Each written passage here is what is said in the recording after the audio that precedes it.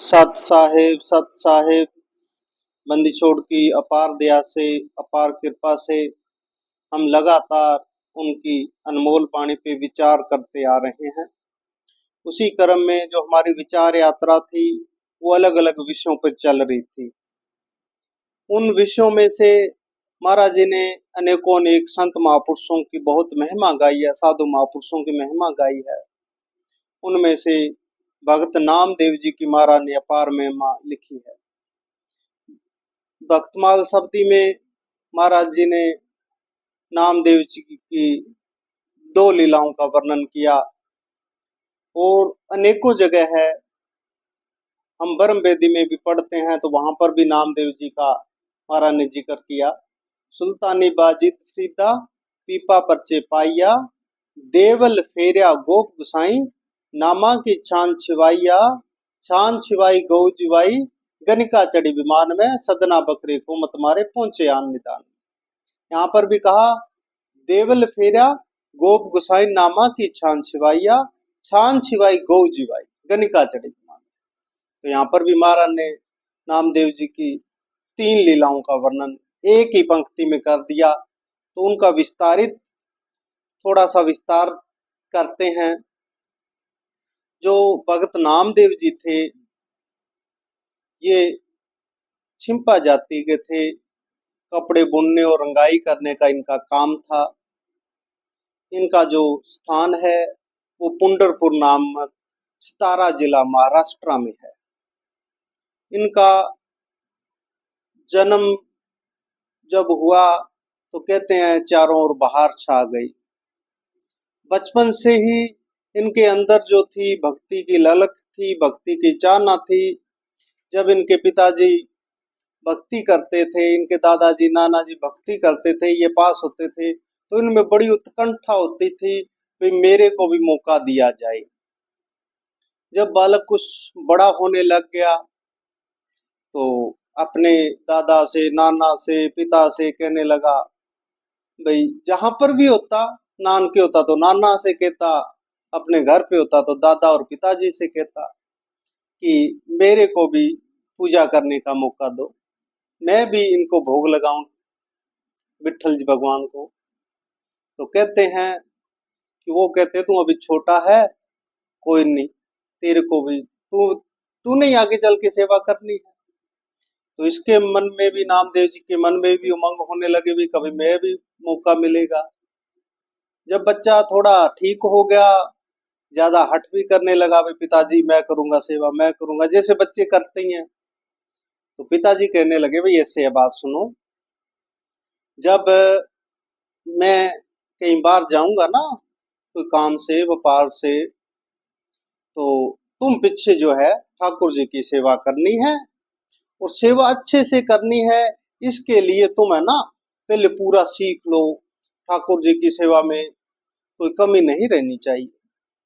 नामदेव जी बड़ी उत्कंठा से सीख रहे हैं और चाह रहे हैं अभी पिताजी जाए तो मैं जो है सेवा करूं। तो ऐसे समय बीतता गया। हमारा गरीबदास जी अपनी अनमोल वाणी में फरमान करते हैं, कहते हैं नामा पिता लिए पंचबुलिये बुलाए, पूजा करो हर विठ्ठल राय। एक दिन कहने लगे नामदेव को बुला के, भाई अब मैं जाना है कहीं गांव, तो तुम ऐसे करो पूजा करो हरि विठ्ठल राय, और भगवान विठ्ठल की सेवा करनी है, ठाकुर जी की सेवा करनी है, सेवा में कोई कमी नहीं आनी चाहिए। हर विठ्ठल की करे नामा सेव, बोलत नाही पाषाण का देव। दूध पियो न गोविंद हिराए, पिए बिना मेरा मन ना पिताए। तो नामदेव जी ने क्या किया, अच्छा दूध, गैया का दूध लेके आए, कुछ अच्छे से गर्म किया, उसके अंदर इलायची है कुछ और है डाला, अच्छा मतलब करके, और जहां पर ठाकुर जी रखे थे वहां पर आगे ले जाके बोले। महाराज कहते हैं दूध पियो ने गोविंद हिराए, पिए बिना मेरा मन ना पताए, बोलत नहीं पाषाण का दे। रख दिया, आगे पर्दा लगा दिया और बाहर बैठे हैं, 2-4 मिनट बैठे हैं, 10 मिनट बैठे हैं। फिर कहा, ठाकुर जी दूध पी लिया, भोग लगा लिया, पर्दा हटाया है, दूध वैसे का वैसा है। बोल रहा है नामदेव, पर ठाकुर जी कुछ नहीं बोल रहे, उनकी मूर्त कुछ नहीं बोल रही। फिर कहते हैं कि बड़ा पीड़ा हुई नामदेव जी को, मिन्नतें कर रहे हैं, भाई ठाकुर जी भोग लगाइए। ठाकुर जी भोग नहीं लगा रहे हैं। नामदेव ने भी खाना पीना बंद कर दिया। फिर बना के लाता है दूध, फिर ठाकुर जी नहीं खाते हैं। कहते हैं कि तीसरा दिन आ गया और नामदेव ने कहा, वे पिताजी आने वाले हैं और विठल भगवान ने अभी तक एक बार भी भोग लगाया नहीं है, और अगर ये बात पिताजी को पता लगी तो मेरे से रुष्ट होंगे कि मैंने पहले तो इच्छा जाहिर की भी मैं सेवा करूंगा और मैं सेवा में पूरा नहीं उतरा। इससे तो अच्छा है मैं मर जाऊं। कहते हैं महाराज ने कहा, नामा के दिल में जो देखी है शुद्ध, हर विठल जो आन पिया है दूध। तो शुद्ध बुद्ध करके नामदेव ने कहा, विठल भगवान या तो सेवा स्वीकार करो या फिर इस शरीर को मैं त्याग करता हूं। कहा है भगतमाल में, नामदेव जी ने अपने गले पे छुरी रख ली। तो कहते हैं भाई, अगर आपकी मैं सेवा नहीं कर सकता तो इस शरीर का भी क्या लाभ है, इस शरीर को त्याग देना ही उचित है। और जैसे ही नामदेव जी अपना गला काटने लगे हैं तो भगवान प्रकट हो गए, हाथ पकड़ लिया नामे का। कहते हैं, भगत ये क्या कर रहा है? कहता, महाराज जो शरीर आपकी सेवा में मंजूर नहीं है, उस शरीर को इस जहान में रहने का अधिकार नहीं। तो भगवान विठल ने दूध पीने लगे, दूध को भोग पर लगा रहे हैं, दूध पी रहे हैं। नामदेव जी ने हाथ जोड़ के फरियाद करी। कहते हैं, भगवान थोड़ा सा मेरे लिए भी भोग का प्रसाद देना है, क्योंकि पिताजी हर रोज मेरे को देते हैं कि भोग लगाइए, प्रसाद है, आप भी स्वामी सारा मत पी जाना। मेरे को पता है कि 2-3 दिन हो गए आपने कुछ खाया पिया नहीं है, तो स्वामी आपके लिए और मैं लेके आता हूँ, मेरे लिए प्रसाद रखना। तुम्हारा नाम ने कहा, नामा के दिल में जो देखी है शुद्ध, हरि विठल जो आने पिया है दूध। तो प्यारे हैं, माता पिता आ गई। माता पिता ने पूछा कि नामे ठाकुर जी की सेवा सही से की कि नहीं की? तो नामदेव जी की आंखों में आंसू आ गए। कहने लगे, पिताजी 2 दिन तो बहुत मुश्किल थे, भगवान ने भोग लगाया नहीं, मैंने भी अन्न पानी खाया नहीं, आखिर उन्होंने दूध पी लिया तो मैंने भी पी लिया। अब खुश हो गए महाराज, हर विठल भगवान ठाकुर जी खुश हो गए। माता पिता देख रहे हैं भाई नामदेव बोल क्या रहा है। तो कहने लगे, नामा कहे, नामा कहे सुन माता पिताए, हर विठल दूध पिया है जो धाए। माता पिता कह के से जोहार, आए तत्कालम लगाई ना बार। माता पिता देखे नामे का ने, हर विठल दूध कैसे पी। तो कहने लगे, नामदेव भगवान आप प्रकट हुए?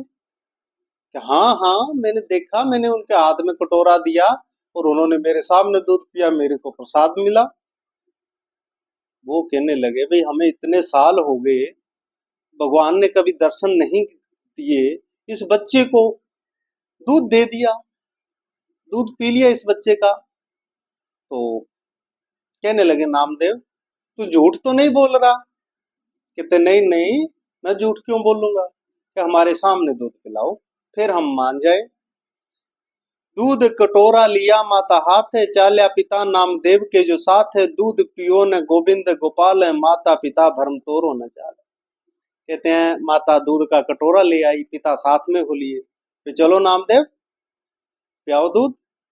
दूध पियो न गोविंद गोपाल, माता पिता भरम तोरो न जाल। नामदेव जी कहने लगे, महाराज भगवान ये दूध पियो और माता पिता का जो भरम है मेरे पे, ये झूठ बोलने का इल्जाम है, ये धो दो। तो भगवान ने किस लिए दूध पीना था, वो तो भगत के कुछ स्नेह था। पाहंस तो नहीं पिया। माता पिता कहने लगे नामदेव तू झूठ बोल रहा होगा भाई, ऐसा नहीं हो सकता। तो नामदेव ने अपना वही कारनामा फिर जाल किया, छुरी काट ली। बोले महाराज जब मैं अच्छा अच्छा दूध गर्म करके आपको पिलाया तब तो मैं ठीक था, आज मेरे को इल्जाम लग रहे हैं। तो इससे है भाई, मैं तो सच्चा हूं, मैं भगवान सच्चा हूं। अगर आप नहीं प्रकट हुए तो फिर मैं इस इल्जाम के साथ में नहीं जीने वाला। अपनी गला काटने लगे तो भगवान प्रकट हो गए।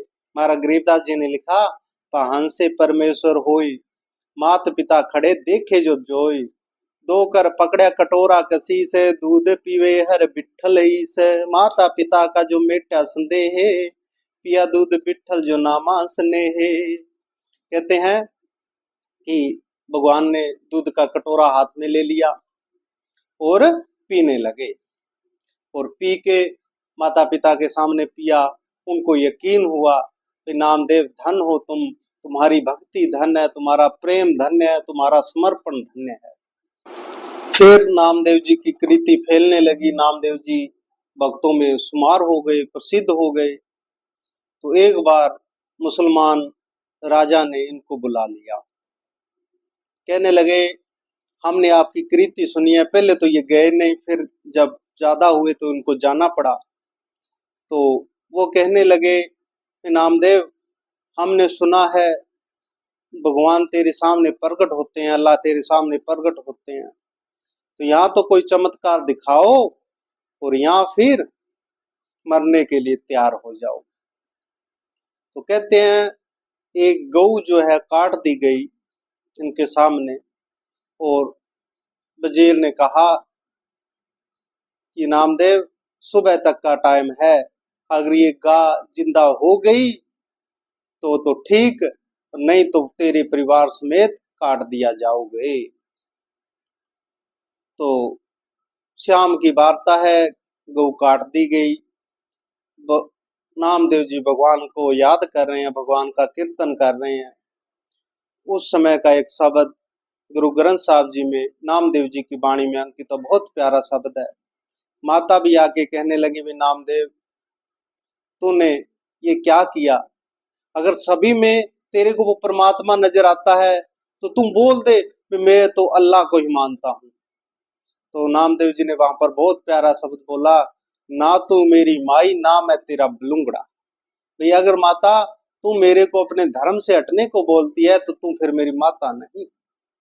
ये पूरा शब्द है गुरु ग्रंथ साहब में। तो कहने का भाव क्या है, जब रात्रि का लास्ट पहर आ गया, नामदेव जी कहने लगे कि भगवान यहाँ तो ये गाय जिंदा करो और यहाँ मुझे अपने पास बुलाओ, बस एक ही बार। तो कहते हैं नामदेव जी वही गला काटने लगे तो भगवान प्रगट हो गए। कहते हैं कहे तो धरनी कौंडी करूं, कहे नामदेव कहे तो मैं धरती पलट दूं, इस राज इस जो बादशाह इसका पूरा राज्य नाश कर दूं, विनाश कर दूं। नामदेव जी कहने लगे हाथ जोड़ के, भगवान ऐसा नहीं करना, इस दुनिया में बहुत से जीव हैं वो मारे जाएंगे। तो वो गाय ने महाराज ने जिंदा कर दिया, बछड़ा उसके साथ में था वो भी कटा था, वो भी जिंदा हो गया।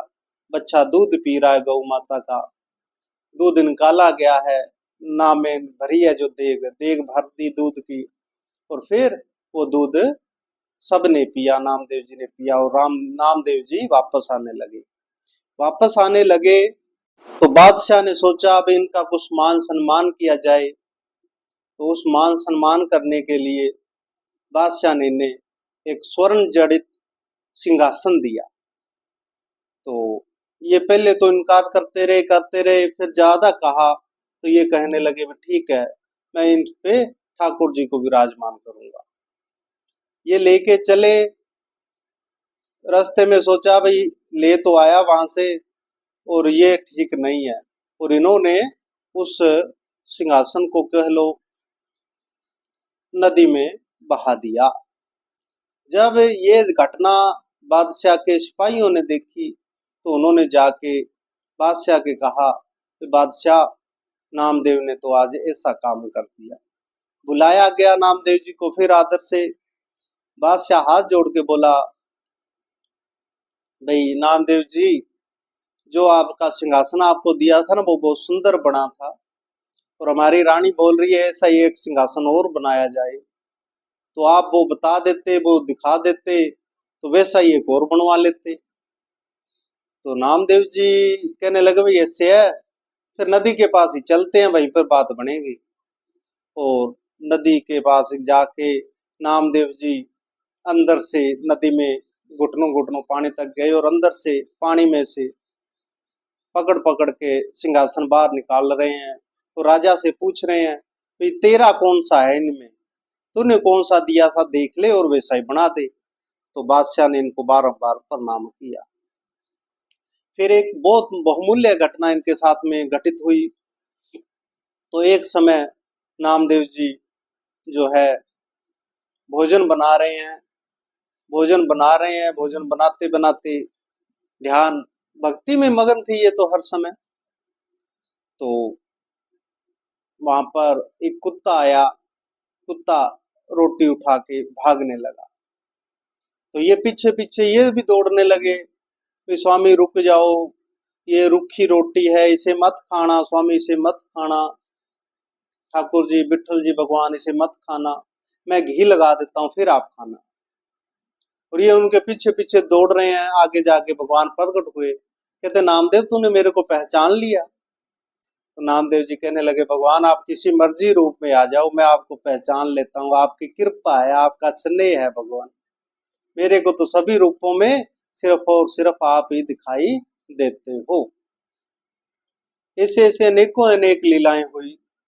फिर एक हमारा गरीबदास जी ने जो लिखा, कहते हैं, नामा की छान छिवाइया, छान छिवाई गौ जिवाई। गौ तो जिवा दी, जिंदा हो गई, ये कथा हो गई। और एक छान, छान कहते हैं झोपड़ी को जो बनाई जाती है, उनको छान कहते हैं। तो हुआ क्या, एक दिन कोई अग्नि लग गई और नामदेव की जो झोपड़ी थी वो जलने लग गई, उसमें आग लग गई। नामदेव जी बड़े प्रसन्न हुए, नाच रहे हैं, तो स्वामी आज तो आप अग्नि रूप में प्रकट हो गए, मैंने आपको पहचान लिया। और बाहर जो सामान था नामदेव जी का, कुछ बाहर झोंपड़ी से अलग पड़ा था, वो भी नामदेव जी नाचते हुए उठा रहे हैं और अग्नि को अर्पण कर रहे हैं।